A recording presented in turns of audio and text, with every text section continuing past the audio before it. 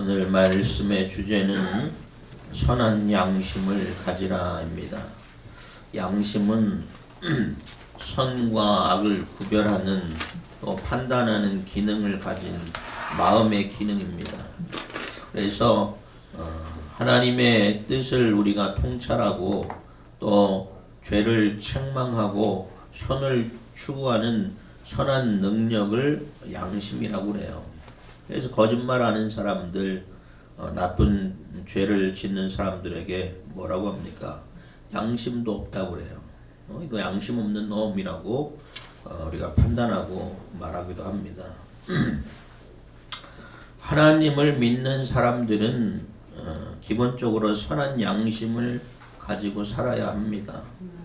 우리가 믿는다고 하면서 선한 양심을 가지지 못할 때에 성경에는 뭐라고 하냐면 양심의 화인을 맞았다라고 이야기합니다.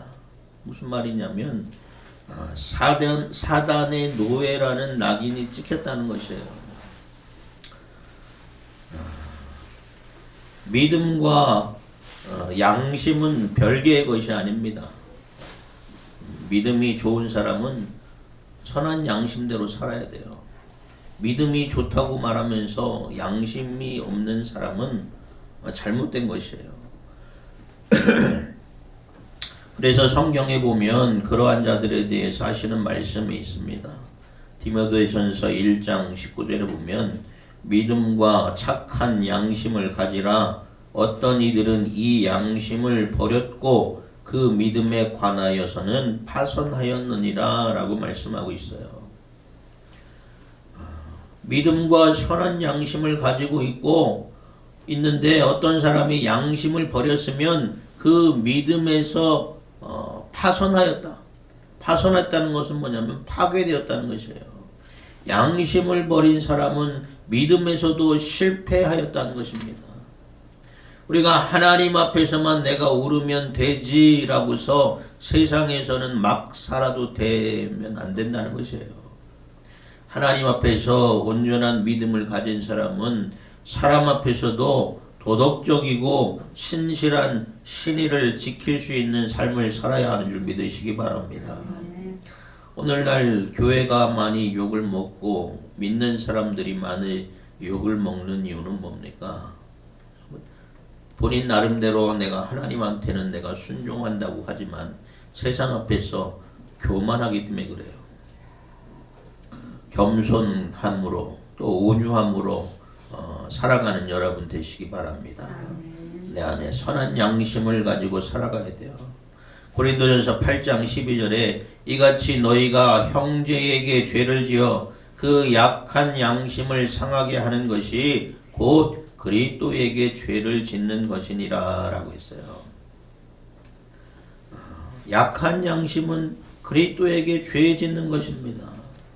디도서 1장 15절은 뭐라고 했냐면 깨끗한 자들에게는 모든 것이 깨끗하나 더럽고 믿지 아니하는 자들에게는 아무것도 깨끗한 것이 없고 오직 그들의 마음과 양심이 더러운지라 라고 말씀하고 있어요.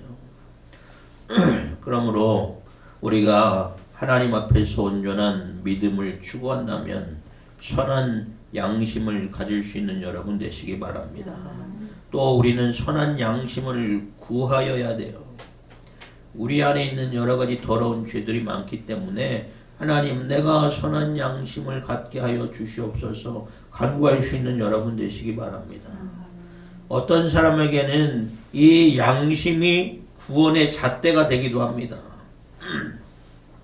우리가 신앙생활할 때 그런 의문이 들 때가 있습니다. 어릴 적에도 저도 이런 생각을 많이 해봤어요. 우리나라에 기독교 복음이 들어온 지가 언제예요? 조선 말입니다. 그러면 그 이전에 예수님을 알지 못했던 사람들은 어떻게 구원을 받았습니까? 믿지 않는 사람들이 가끔 그런 질문도 하지만 우리 믿는 사람들도 그런 생각을 가질 때가 있어요. 그러나 문명이 닿지 않는 곳들, 저 오지 사막이라든지 원주민들은 어떻게 구원받을 수 있어요? 예수님을 알지 못하는데. 하나님은 사람의 중심을 보시는 하나님이신 줄 믿으시기 바랍니다. 그래서 시편 7편 9절에는 하나님이 사람의 마음과 양심을 감찰하신다라고 그랬어요. 불신자는 그 양심이 증거가 된다고 성경은 우리에게 이야기하고 있습니다. 선한 양심으로 말씀 앞에 온전히 겸손히 설 수 있는 여러분 되시기 바랍니다. 죄에서 우리를 구원하신 하나님의 은혜, 또 그 사랑, 그 은혜를 깨닫는 사람은 그 삶이 도덕적이고 양심적인 삶을 살아가요. 그래서 사람 앞에서나 하나님 앞에서 속임이 없는, 부끄럽지 않는 삶을 살아가는 것이에요. 여러분의 삶이 하나님께 영광 돌릴 수 있는 선한 양심의 삶을 살아갈 수 있는 여러분 되시기 바랍니다. 우리가 열심히 선을 행할 때에 우리는 더욱더 하나님의 은혜와 사랑과 긍휼 가운데 거할 수 있는 것이에요. 그래서 오늘 13절에 보면 열심히 선을 행하면 아무도 너희를 해할 수 없다라고 말씀하고 있어요. 여러분, 그런데 실제적으로 우리의 삶을 보면 그렇지 않을 때가 너무나 많습니다. 선을 행하다가도 고난당하고 핍박받는 일들이 많이 있어요.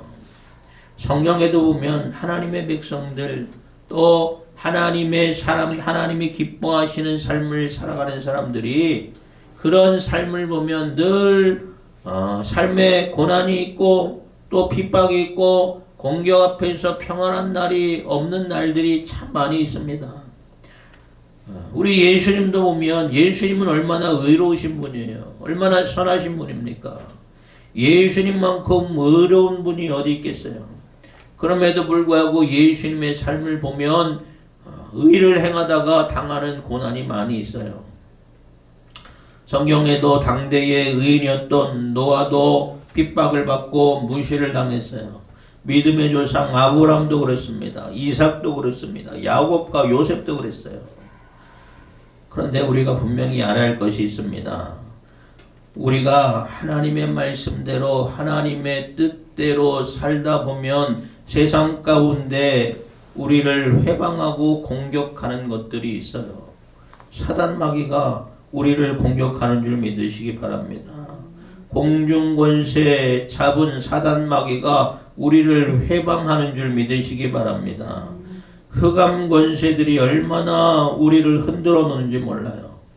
욥기의 말씀을 보면 의로운 욥이 고난을 당했어요.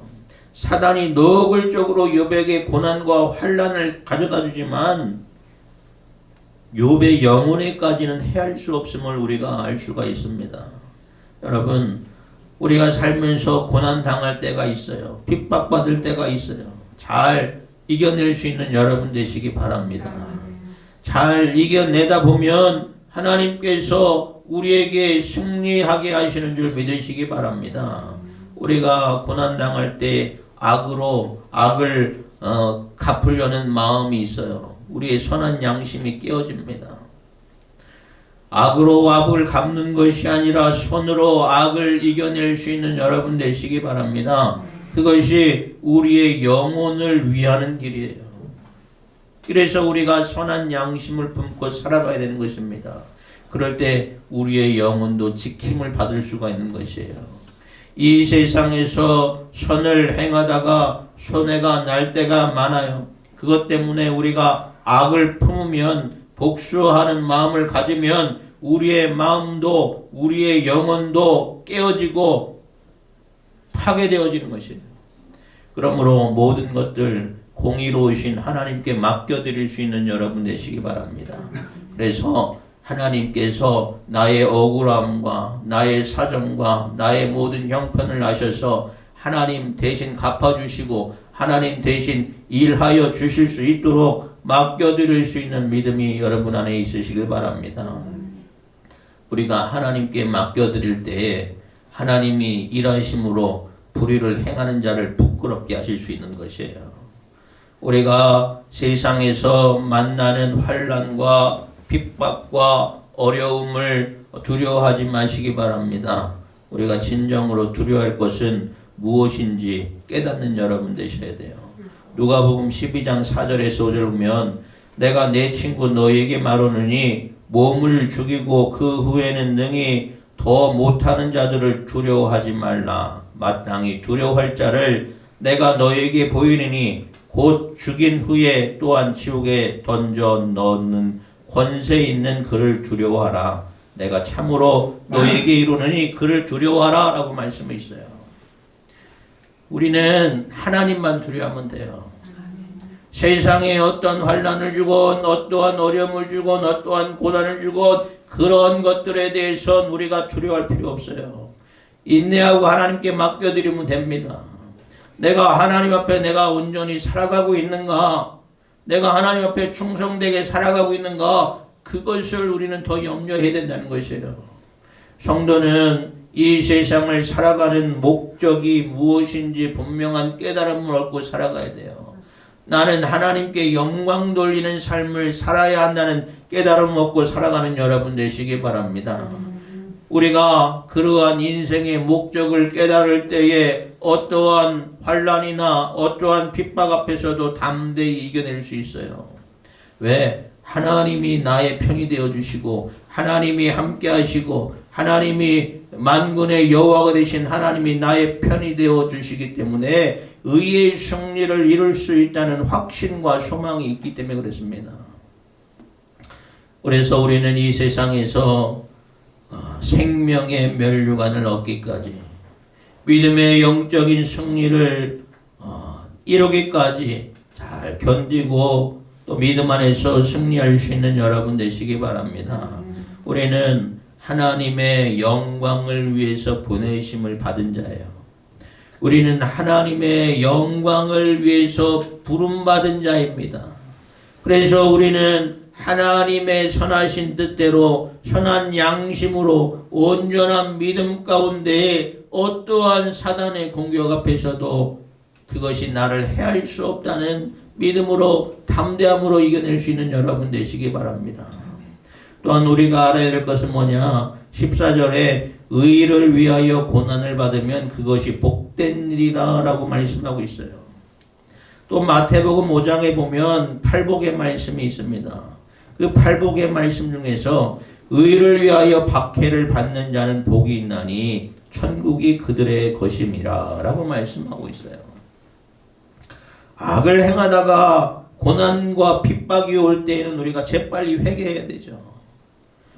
그러나 선을 행하다가 의를 행하다 당하는 고난이 오면 그것 때문에 내가 하나님 무심하다고 또 원망하지 말 거고 오히려 뭐라고 하겠어요? 기뻐하고 감사할 수 있는 여러분 되시기 바랍니다. 왜? 이것이 우리에게 더 큰 상급을 줄 힘을 믿는 믿음이 있어야 되는 거예요. 하나님의 약속을 믿으시고 담대함으로 기뻐할 수 있는 여러분 되시기 바랍니다.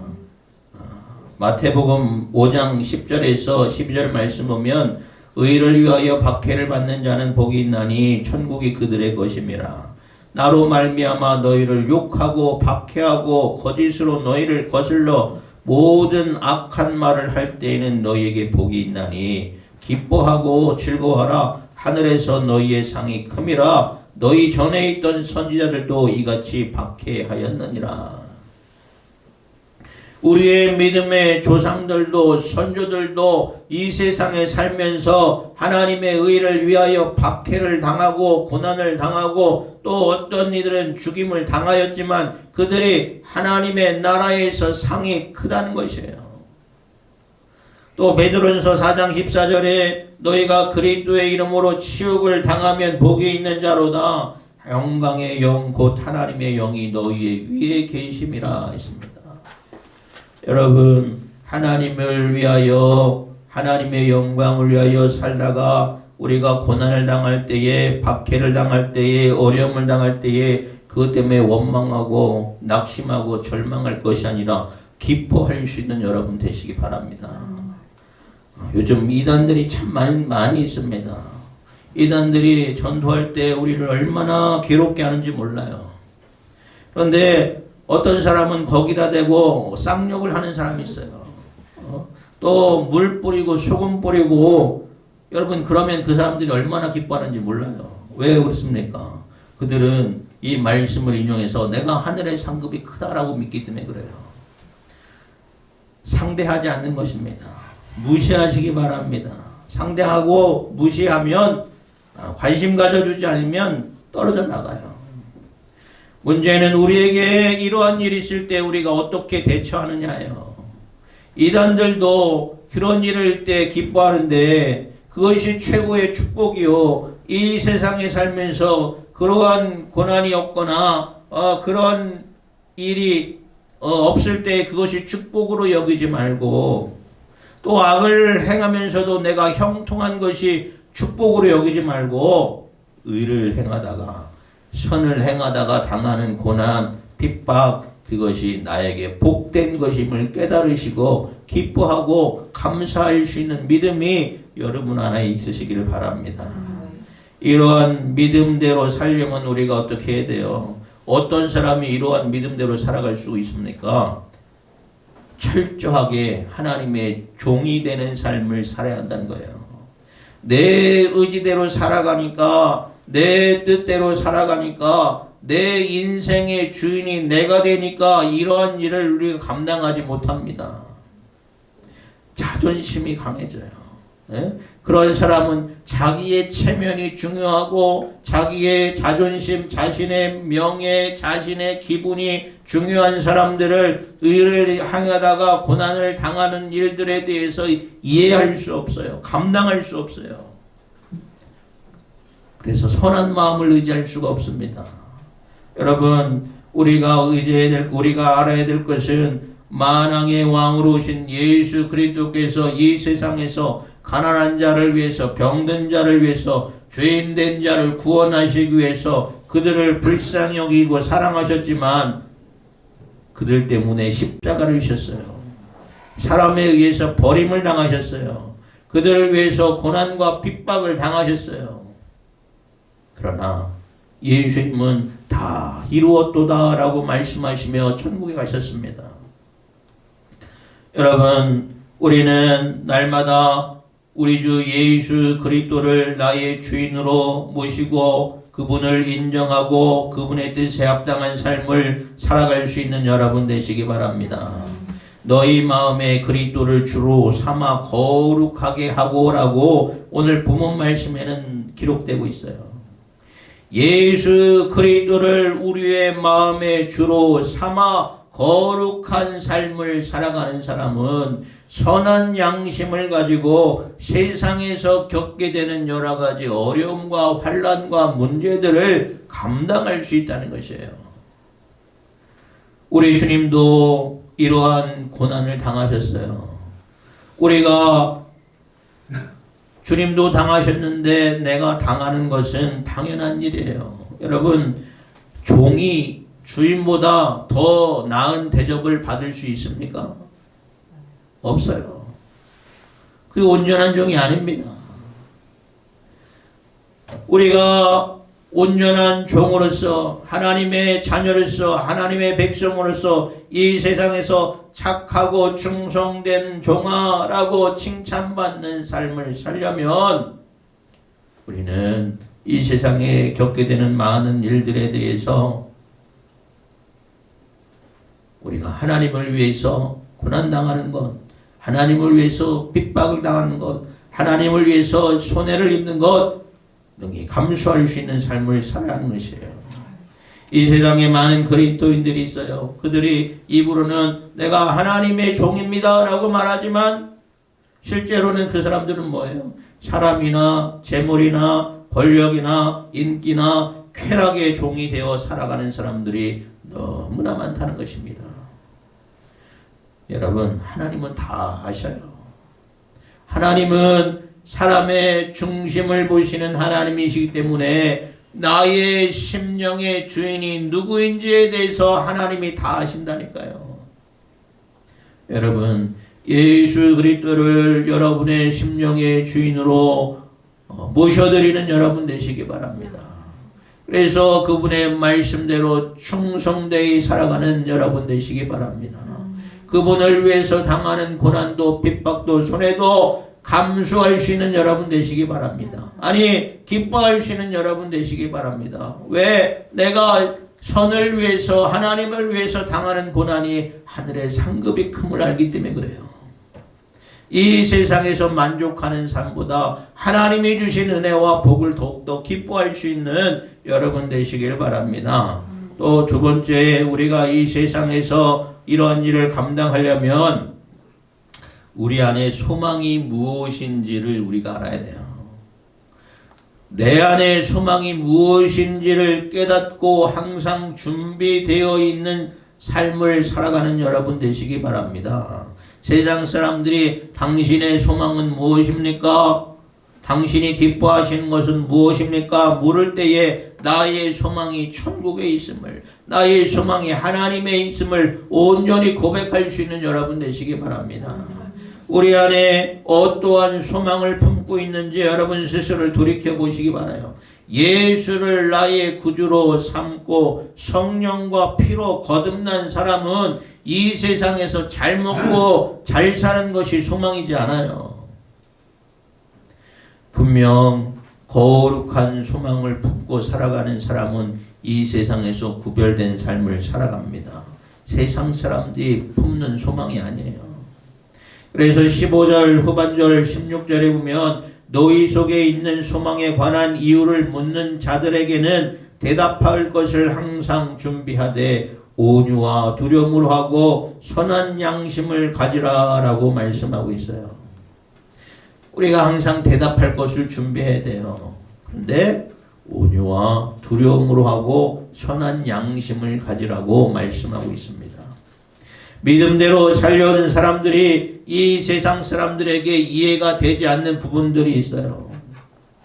손해를 당하고 어려움을 당해도 믿음의 사람들은 어때요? 기뻐해요. 감사해요.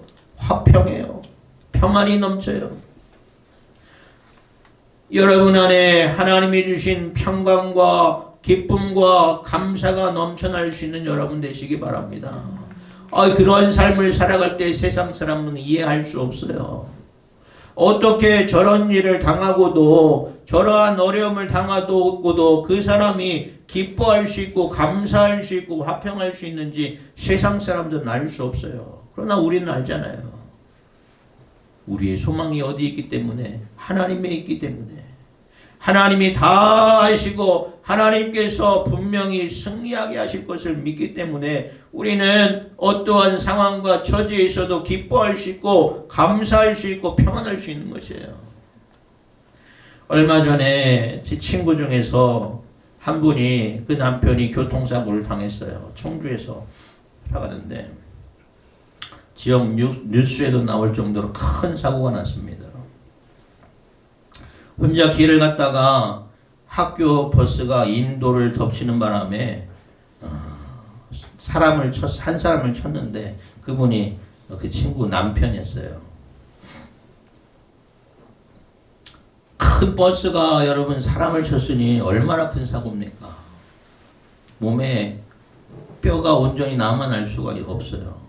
얼굴뼈, 머리뼈, 갈비뼈, 팔, 다리 다 깨졌어요.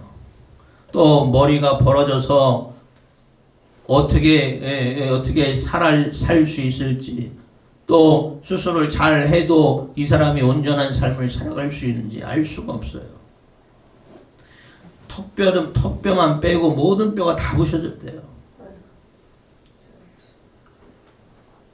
그런데 그 친구가 전화가 왔습니다. 얼마 전에 사고가 난 지 2달 이후에 전화가 왔는데 사고 났을 때에도 전화 통화를 했습니다. 사고가 났지만 그 가운데서도 하나님의 은혜를 발견했다는 것이에요. 사고의 처리 과정도 하나님께서 다 해주셨다는 거예요. 그리고 2달이 지나서 목사님 이제는 재활병원에 들어갔어요. 이제는 식사도 하고 대화도 합니다. 이제 뼈만 붙으면 돼요. 너무나 감사하다는 것이에요. 사고를 당했을 때에도 그곳에서 하나님의 뜻을 발견하고 하나님께서 하셨으니 하나님께서 회복시켜 주시고 하나님께서 역사하여 주실 것을 믿는 믿음이 있으니까 그의 마음에 평안이 있더라고요. 기쁨이 있고 감사가 있었어요. 하나님께 맡겨드리는 자는 이러한 줄 믿으시기 바랍니다.